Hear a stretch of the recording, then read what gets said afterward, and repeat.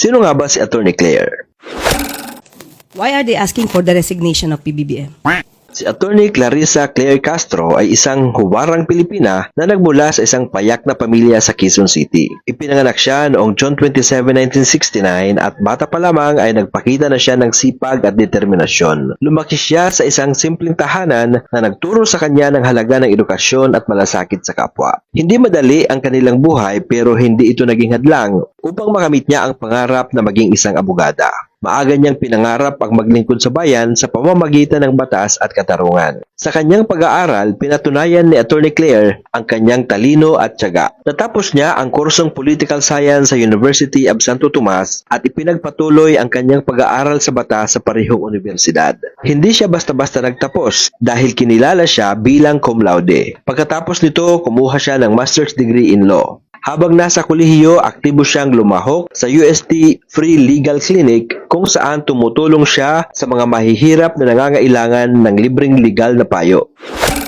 Ang kanyang mga tagumpay sa akademya ay bunga ng kanyang pagsisikap at paniniwala na ang edukasyon ang susi sa pag-unlad. Pagkatapos pumasa ng bar exams, nagtayo siya ng sariling law office para sa personal na paglilingkod sa mga kliyente. Ngunit mas nakilala si Attorney Claire bilang tagapayo ng taong bayan sa radyo at telebisyon. Mula taong 2007 hanggang taong 2020, siya ang naging host ng programang Usapang Di Campanilla sa DZMM, kung saan pinasimple niya ang komplikadong usaping legal para maunawaan ng ordinaryong mamamayan. Naging bahagi rin siya ng programang Usapang Batas sa DZXL News. Noong taong 2020, sinimulan niya ang YouTube channel na Batas with Attorney Claire Castro, na ngayon ay may halos 400,000 subscribers. Ang kanyang tinig at mga payo ay nagsilbing gabay sa maraming Pilipino na walang kakayahang kumuha ng abogado. Hindi rin nawalan ng tapang si Attorney Claire kahit sa gitna ng pagsubok. Taong 2015, naaresto siya matapos ipagtanggol ang karapatan ng isang kliyente sa Maynila. Kinasuhan siya ng slander by deed, direct assault at obstruction of justice. Ngunit hindi siya umurong. Ipinaglaban niya ang kanyang pangalan at prinsipyo.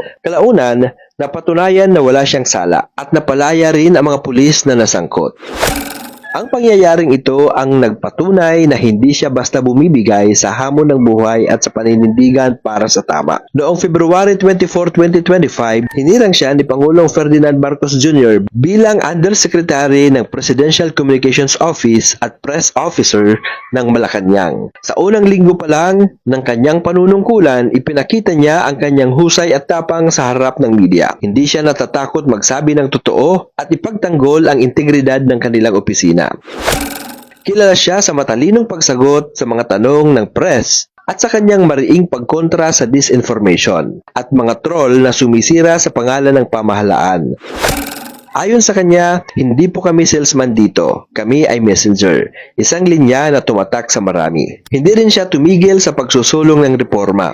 Isa siya sa mga nanguna sa panukalang irehistro ang mga vloggers upang labanan ang peking impormasyon. Naniniwala siyang mahalaga ang transparency at pananagutan sa digital media. Kamakailan, binigyan din niya ang panganib ng mga peking video na gawa ng artificial intelligence at nanawagan ng mas mahigpit na batas laban sa ganitong uri ng panlilinglang. Sa kabila ng lahat ng tagumpay at kontrobersiya, nanatiling tapat si Attorney Claire Castro sa kanyang misyon, ang maging boses ng katotohanan at gabay ng publiko. Mula sa simpleng batang nangangarap, ngayon isa na siyang respetadong abogado, media personality at opisyal na gobyerno. Ang kanyang kwento ay patunay na walang imposible sa taong may sipag, prinsipyo at determinasyon sa paglilingkod sa kapwa.